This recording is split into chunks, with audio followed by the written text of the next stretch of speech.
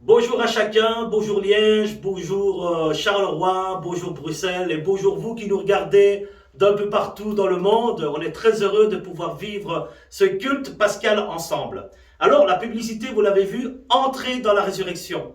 Alors ce soir, mon message sera vraiment un message qui a qu'un seul désir, ce n'est pas seulement d'avoir une fête, ça c'est chaque année, mais qu'on puisse cette année entrer dans l'esprit de la Pâque, cet esprit de résurrection. La mort le vendredi, mais le dimanche, aujourd'hui on est dimanche, la résurrection. Je ne vous en dis pas plus, je vous laisse maintenant avec les sœurs pour la louange. Que Dieu vous bénisse et à tout à l'heure pour le message. Bonsoir à tous. Alors en ce dimanche de Pâques, nous voulons célébrer la résurrection de notre Sauveur Jésus-Christ. Jésus qui est l'espoir des nations, la lumière du monde. Chantons, Jésus, espoir des nations. Jésus, espoir des nations. Jésus, soutien de ceux qui pleurent. Tu es la source de tout espoir sur terre. Jésus, lumière dans la nuit. Jésus, vérité en tout temps. Tu es la source de la lumière sur terre. Tu es venu vivre et mourir, briser les liens, ressusciter. Tu es l'espoir qui vit en nous. Tu es le roi, solide et sûr. Tu es lumière, par ton éclat le monde voit.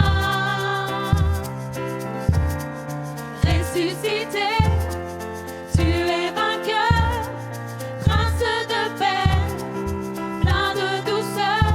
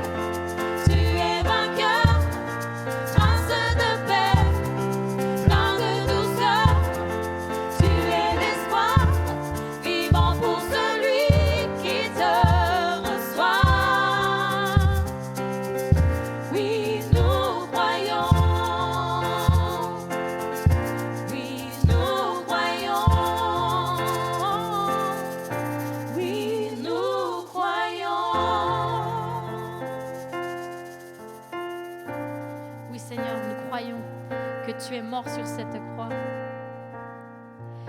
et que tu es ressuscité au bout du 3e jour. Alléluia, Jésus.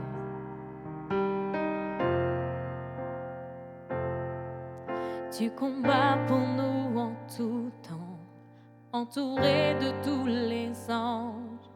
Et je prends plaisir à savoir que tu es couronné vainqueur, mon secours et mon défenseur, mon ami et mon sauveur. Par ta grâce je vis, j'existe pour t'adorer. Quand j'entends louer ta grandeur, devant toi je me prosterne et la peur se terre devant toi. Tu es couronné vainqueur, que ta gloire inonde ce lieu et que ta puissance déborde. Par ta grâce je vis, j'existe pour t'adorer.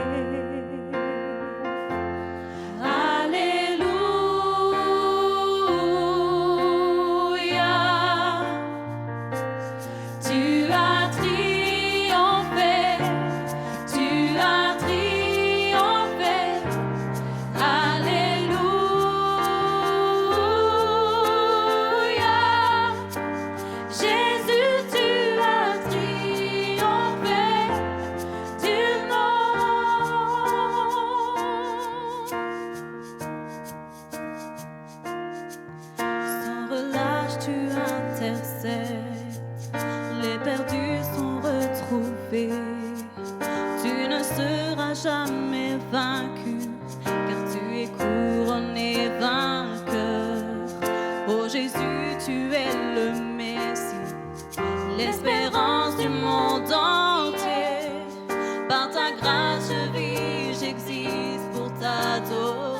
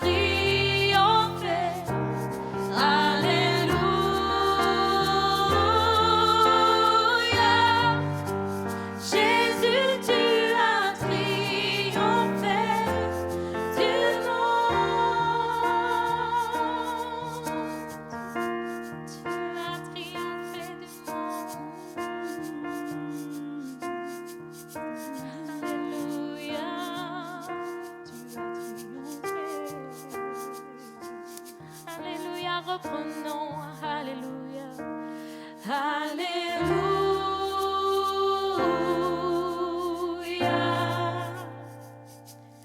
Tu as triomphé, tu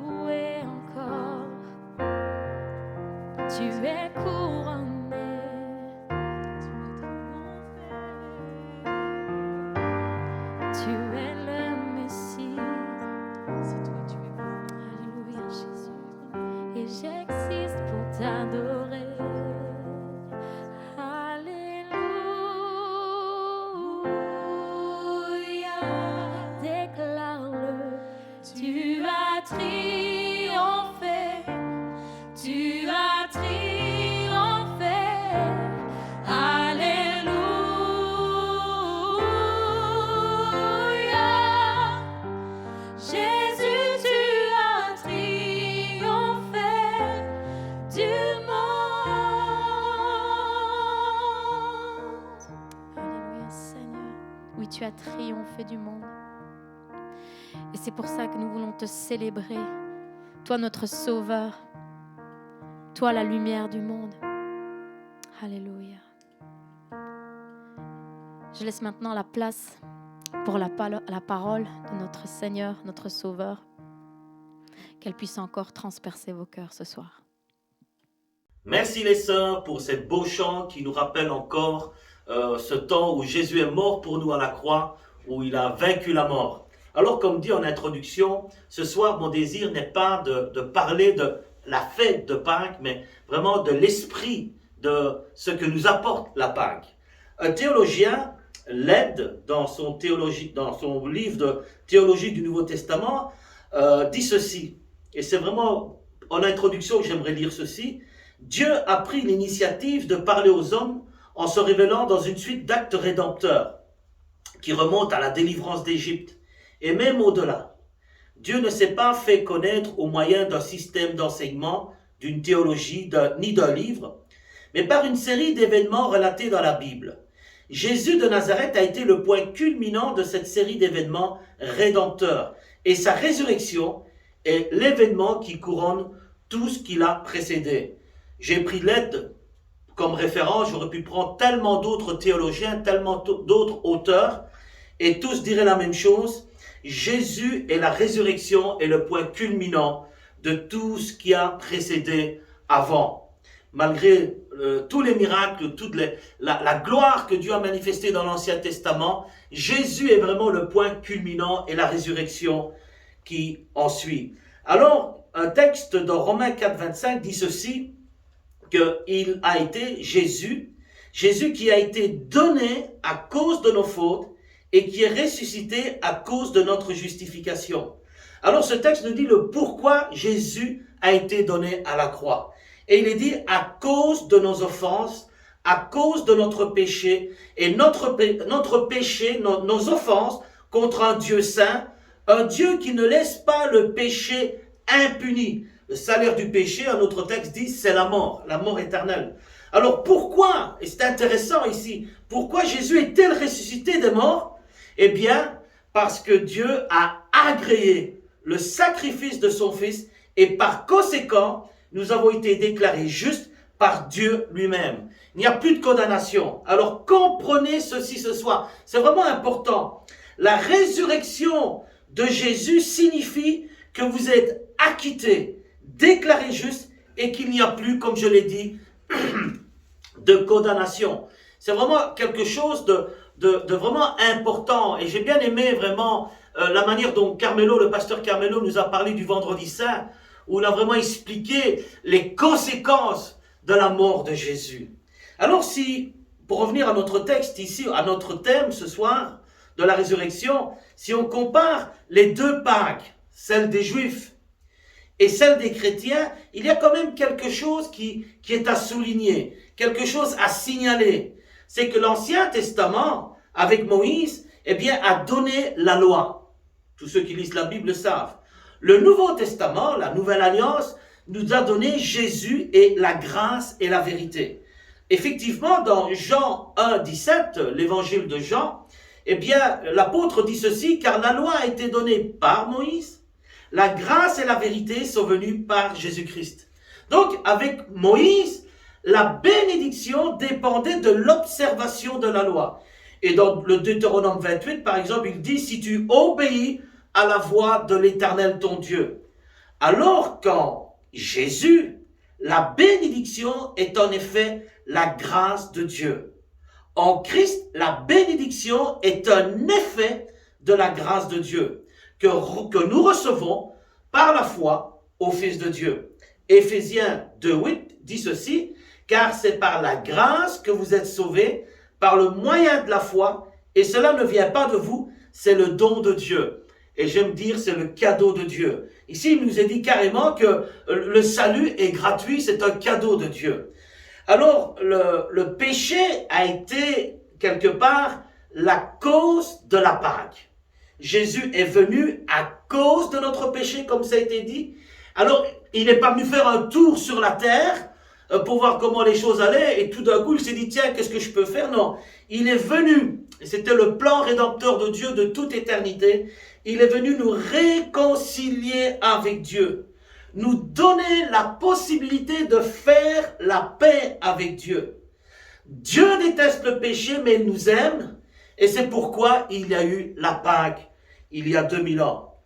Alors, comme vous l'avez compris, la résurrection de Jésus est la preuve que sa mort a été agréée par Dieu pour l'expiation de nos péchés, pour le pardon de nos péchés.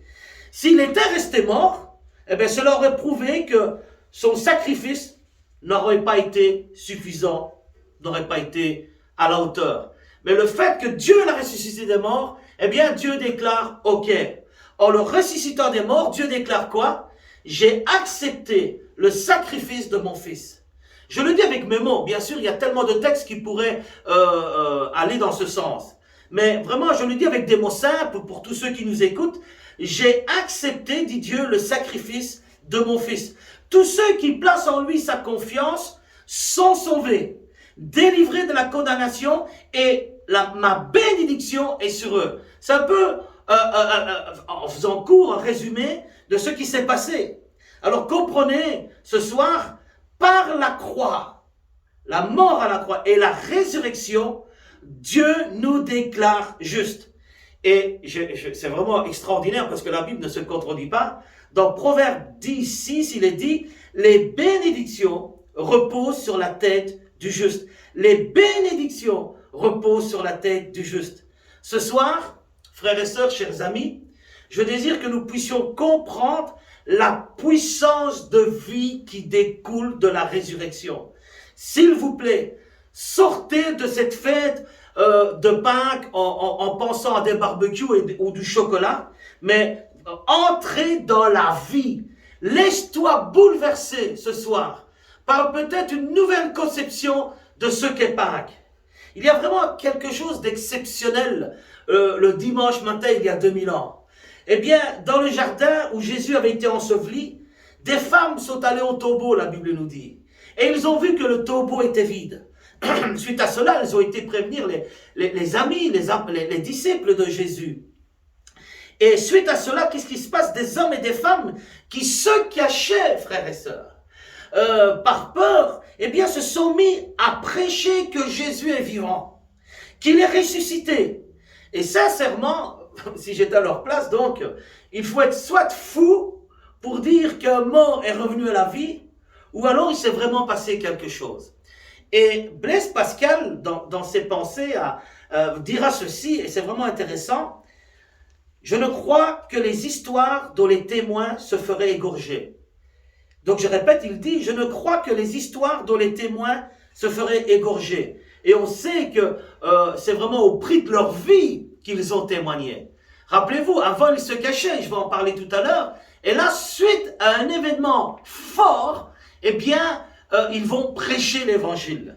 Alors, dès le début, dans le livre des Actes, on voit que c'est vraiment ceci qui est souligné, c'est l'insistance avec laquelle les apôtres rendaient témoignage de quoi? De la résurrection du Christ. Ils étaient sûrs de leur fait. Ils l'avaient vu, bien sûr. Et la pierre avait été roulée. C'était un fait indéniable. Et pierre roulée dedans un tombeau vide. Alors, je me répète ce soir. Ce qui m'intéresse, ce que je désire, ce n'est pas de parler de la fête historique, mais ce que je désire, c'est nous faire comprendre. Et je prie que ça puisse vraiment pénétrer notre cœur, nous faire comprendre la portée de cette résurrection. Je désire que nous puissions, nous aussi, et c'était le titre du message, entrer dans la mentalité, d'entrer dans la résurrection, d'entrer dans cette mentalité qu'est la résurrection. Parce que frères et sœurs, si ce n'est qu'une fête, eh bien lundi, ça sera le lundi de Pâques et mardi on continuera notre vie. Mais si nous entrons dans le processus, dans ce qui s'est passé le jour de la résurrection, eh bien notre vie ne sera plus jamais la même. Notre vie ne sera plus jamais la même. Ce qui a fait la différence dans la vie des disciples, c'est la résurrection, frères et sœurs. Ils sont entrés pleinement dans la résurrection. Ils se sont emparés de cette résurrection. Comme si eux-mêmes étaient ressuscités, pas physiquement bien sûr. Mais c'est pour le dire avec d'autres mots, c'est comme si une force nouvelle les avait saisis. Une nouvelle naissance qui va s'accentuer le jour de la Pentecôte quand ils seront baptisés dans le Saint-Esprit. On a l'impression que ce ne sont plus les mêmes disciples, il s'est passé quelque chose.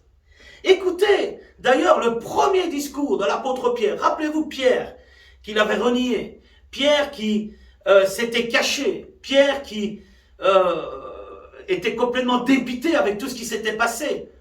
La résurrection a tout changé. La restauration de Jésus a tout changé. Écoutez le discours de Pierre à la Pentecôte dans Actes 2, 22 à 36. Et ce qui est vraiment intéressant quand on s'y arrête, c'est que presque tout tourne autour de la résurrection. Presque tout le discours de Pierre tourne autour de la résurrection. Oui, il dit, c'est vrai qu'il parle d'un homme qui a fait des miracles et des prodiges, des signes, mais regardez surtout les versets 23 et 24. Il dit, vous l'avez crucifié, vous l'avez fait mourir par la main des impies, mais Dieu l'a ressuscité en le délivrant des liens de la mort, parce qu'il n'était pas possible qu'il fût retenu par elle. Encore une fois, il revient avec quoi? La résurrection. La résurrection. Oui, il y a eu des miracles. Oui, il y a eu des prodiges. Mais ce qui a fait la différence, c'est la résurrection, frères et sœurs. Alors, la résurrection de Christ et l'espérance qu'elle apporte sont ce qui rend notre foi différente de toutes les autres foi. Aucune autre religion ne peut dire que son leader est mort et ressuscité. C'est ça qui va faire la différence. Notre leader Jésus est mort, mais après 3 jours, il est revenu à la vie. Les disciples, frères et sœurs, malgré les miracles que Jésus avait faits, se sont cachés, je l'ai dit tout à l'heure. Par contre, et je me répète, devant la résurrection, ils se sont affranchis de la peur. Pourquoi? Simple. Ils sont entrés eux-mêmes dans l'esprit de la résurrection. Ils se sont accaparés la résurrection. Et ce n'est pas que pour eux. Ce n'est pas que pour eux. Et c'est un texte merveilleux maintenant que je vais lire qui m'a fait prêcher ce message. Cette vie, nous pouvons la vivre nous aussi. Et le verset clé, c'est Romains 8, 11. Et si l'esprit de celui qui a ressuscité Jésus d'entre les morts habite en vous, celui qui a ressuscité Christ d'entre les morts rendra aussi la vie à vos corps mortels par son esprit qui habite en vous. Frères et sœurs, je ne sais pas si vous avez compris, mais on pourrait s'arrêter là et dire, c'est la même chose pour nous. C'est exactement pareil pour nous. Le même esprit qui a rendu la vie à Jésus est capable. Écoute mon frère, toi qui vis des moments difficiles, toi qui vis des situations de deuil, toi qui vis des moments où tu as l'impression que la maladie est en train de gagner du terrain, toi qui vis le désespoir, eh bien, le même esprit qui a rendu la vie à Jésus est capable de ranimer, faire revivre, ressusciter tout ce qui est éteint dans ta vie, tout ce qui est éteint en nous. Le même esprit est capable de ranimer. Jésus, par sa résurrection, nous rend la vie. Et il rend la vie à toute personne qui s'est éteinte ce soir. Si tu es éteint ce soir, il y a un esprit, le Saint-Esprit de Jésus qui est là. Alors toute personne que des mots ont tué, et les paroles blessent, des paroles qui tuent, toute personne qu'on a tuée en répandant toutes sortes de calomnies, frères et sœurs, il y a le Saint-Esprit qui a ressuscité Jésus, qui peut ressusciter des situations ce soir. Pâques, c'est le Christ ressuscité. Écoutez, d'une manière pastorale, je vous parle. Pâques, c'est le Christ ressuscité qui s'approche de nous pour s'asseoir avec nous, pour poser sa main sur notre épaule. Vraiment, c'est un Dieu qui est proche, un Dieu qui vient là où tu es ce soir. Écoute-moi ma sœur, écoute-moi mon frère, chers amis, vous qui m'écoutez. Là où tu es dans ta solitude, je voudrais que tu réalises que le même Saint-Esprit qui a ressuscité Jésus est là chez toi, avec toi et en toi. Là où tu es dans le doute, dans ta maladie, le même Saint-Esprit qui ressuscita Christ est là et je prie que le miracle puisse avoir lieu dans ta vie. Là où tu es à l'hôpital, dans ta situation, et on pense à tous ceux qui sont dans les hôpitaux à cause de leurs enfants, le même Saint-Esprit est là pour dire tout ira bien. Amen. Alléluia. C'est ça le message de Pâques, frères et sœurs. Ce n'est pas un beau repas, ce n'est pas du chocolat, ce n'est pas des barbecues s'il fait bon à Pâques. L'esprit de la résurrection, c'est tout autre chose. C'est quelque chose qui nous pousse à dire, il est là, il est avec nous, il n'est pas contre nous. Jésus t'aime, je suis ressuscité pour être avec toi, pour t'apporter la vie, pour réanimer les choses qui sont éteintes en toi, peut-être à cause du deuil, à cause de la maladie, à cause de la souffrance, à cause de tout ce qu'on a dit sur ta vie. Eh bien, le même Saint-Esprit est là pour ranimer et te donner des forces nouvelles. Pâques, eh bien, rappelle une autre Pâques. J'en ai parlé tout à l'heure avec Moïse. Ici, c'est la sortie d'Égypte, la plus grande fête juive. Et c'est pas étonnant que c'est la plus grande parce qu'elle parle de libération. Et frères et sœurs, la plus grande chose qu'on désire, c'est être libéré de situations qui nous dépassent. Ici, les Juifs ont été libérés de la servitude, de l'esclavage, des gens qui les oppressaient. Eh bien, ici, de la servitude, ils sont sortis et ils sont entrés dans leur liberté. Frères et sœurs, ils ont pris vraiment cette liberté à cœur et ils sont sortis parce que Dieu les conduisait. Notre Pâques, Dieu vient nous faire sortir de nos tombes pour nous faire vivre la liberté.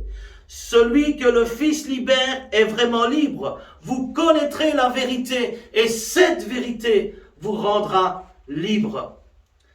Ce soir, peut-être que ta tombe s'appelle drogue, médicament pour dormir, médicament pour pouvoir vivre ta journée, médicament pour pouvoir vivre ta demi-journée. Peut-être que c'est ta tombe, c'est le vice, la pornographie, les problèmes liés à des situations où tu n'arrives pas à t'en sortir. Peut-être que ta tombe ce soir, c'est une blessure émotionnelle. Une blessure émotionnelle. Peut-être que c'est une malédiction sur ta famille ou une malédiction sur ta vie. Et je vous assure, frères et sœurs, croyez-moi, et je l'ai déjà dit plusieurs fois, ça ne se passe pas que dans certains pays. Ici même en Belgique, à Bruxelles, que ce soit Liège ou Charleroi, eh bien, il y a vraiment des gens qui sont méchants, des gens qui veulent faire du mal, des gens qui veulent jeter comme des mauvais sorts sur certaines familles. Mais je voudrais dire que l'esprit de la résurrection est plus grand que toute malédiction. Ce soir, le même Saint-Esprit qui ressuscite à Christ est là pour te faire entrer dans ta résurrection et te rendre libre. Amen. Oh, je crois vraiment que Dieu veut faire quelque chose dans nos vies. Ça ne m'intéresse pas de prêcher un message qui est beau et qui va dire, oh, il a bien parlé ce soir, ça me fait une belle jambe. Moi, ce qui m'intéresse, c'est que la parole de Dieu puisse transformer ta vie, puisse changer des situations, guérir les malades, ressusciter ce qui est mort dans ta vie. C'est pourquoi je prêche. Jésus est venu rendre libre toute personne qui se tourne vers lui. Et si ce soir tu te tournes vers lui, il est capable de te rendre libre parce que Jésus t'aime. La croix le vendredi et la résurrection le dimanche nous procurent le salut. C'est un tout. Ne sois pas quelqu'un qui est toujours tourné vers la croix, la croix, la croix. Non, tourne-toi aussi le dimanche matin à la résurrection. La croix et la résurrection, c'est la plénitude du salut. Il est mort pour ton péché, mais il est ressuscité pour que tu vives une vie de personne qui est déclarée juste par Dieu. Je répète, le vendredi, il est mort pour ton péché et le dimanche, il est ressuscité pour ta justification. Alors, il est là pour le pardon de nos péchés et une porte ouverte pour notre nouvelle destinée que Dieu a préparée pour nous. Ce soir, c'est le même Saint-Esprit qui est là pour rallumer la flamme de ta vie. Et peut-être que tu as abandonné le Seigneur, peut-être que tu as dur, peut-être que il y a tellement de choses qui pourraient être derrière ce peut-être. Mais le Saint-Esprit est là pour rallumer la flamme de ta vie et te faire entrer dans une vie nouvelle où Jésus devient ton berger ou peut-être tout à nouveau ton berger.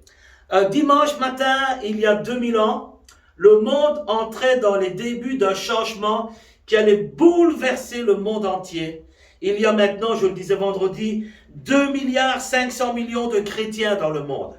Pourquoi on en est arrivé là?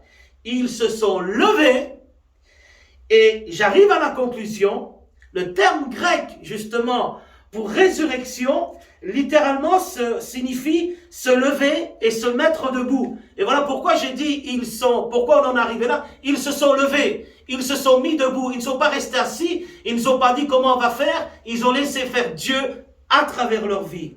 J'aime ce mot, anastasis, se lever, se mettre debout. Pourquoi? Parce que je crois ce soir, j'en suis convaincu, Dieu désire te remettre debout pour avancer dans cette vie. Dieu désire te remettre debout pour avancer dans cette vie. Que ce soit dans l'école où tu travailles, que ce soit à ton boulot, que ce soit dans d'autres situations. Et je sens vraiment dans mon cœur pour une personne qui se pose la question, est-ce que je dois arrêter de travailler? Le Seigneur te dit, n'arrête pas. N'arrête pas. Continue, je vais te remettre debout et je vais te donner des motivations par rapport à tes collègues. Ça va aller. Tiens bon. Le Seigneur te dit non. Le Seigneur te dit non. Alors comprenez ceci ce soir. Il y avait un avant la résurrection et un après. On le voit, on l'a vu tout au long du message. Et cela s'est vu dans la vie des disciples.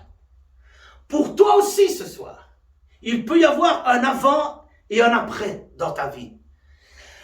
Le conseil que je te donne ce soir, laisse-le venir dans ta vie. Laisse Jésus venir dans ta vie.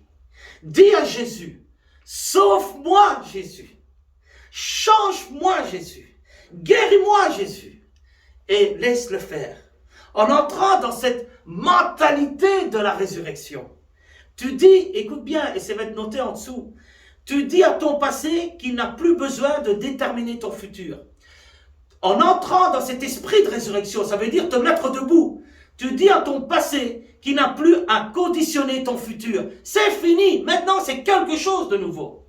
Entrer dans la mentalité de la résurrection, c'est entrer dans sa grâce, écoute bien, et croire que Dieu, au milieu même de tes défis, te libère et commence à inverser toutes les situations négatives de ta vie. Il n'y a que Dieu qui est capable de faire ça. Et vous savez, il y en a qui disent, mais c'est de la superstition, c'est pas possible, il va beaucoup trop loin. Frères et sœurs, quand on vient à Jésus, eh bien, tout naturellement, il y a beaucoup de choses qui changent. Et on ne se rend même pas compte que la grâce de Dieu est en train de nous conduire dans des directions que si on était resté dans la position où on était avant, eh bien, on allait tout droit vers des choses qui étaient destructives pour notre vie. Ce soir, qui que tu sois, si tu places ta confiance en Jésus, c'est le but de nos prédications, c'est le but de nos messages. Le but, ce n'est pas de faire des beaux discours. Le but, c'est de nous conduire à Jésus. Le but des messages, des prédications, frères et sœurs, eh bien, peu importe qu'on parle bien ou qu'on parle mal, je crois même que des fois, c'est beaucoup mieux quand, c'est mieux quand des fois, on se concentre sur le message et pas la manière dont on le prêche. Parce que le message, c'est ça qui va changer notre vie. C'est ça qui va changer notre vie. Et ce soir, je répète, si tu places ta confiance en Jésus, il te déclare juste et sa bénédiction repose sur ta vie. On l'a vu avec le proverbe. Tu as besoin de Jésus. Tu as besoin de vivre le vrai christianisme. Et le vrai christianisme, c'est entrer dans cette vie de l'esprit. C'est entrer dans la résurrection. C'est se lever et commencer à marcher avec Jésus comme berger. Ce soir, peut-être ce soir peut être pour toi le commencement d'une vie nouvelle. Ou peut-être, ça peut être le commencement encore une fois, parce que tu l'avais abandonné, d'une vie nouvelle pour toi. Alors, ne cherchez plus, mes frères et sœurs, parmi les morts, celui qui est vivant. Il est là. Le même esprit qui a ressuscité Christ est avec moi ici. Il est avec toi chez toi. Et si tu lui dis oui, une porte va s'ouvrir dans ta vie et toutes choses vont devenir nouvelles. Toutes choses vont commencer à évoluer. Oh, je ne dis pas que tout sera rose. La maladie frappe tout le monde. Mais avec Jésus, on est plus fort. Alors, j'aimerais qu'on puisse prier ce soir. C'est une prière qui va vraiment nous conduire à aller plus loin. Et j'aimerais qu'on puisse dire, Seigneur, ce soir, je te donne ma vie. Ou je te la redonne. J'accepte ton salut. Donne-moi d'entrer dans ta résurrection.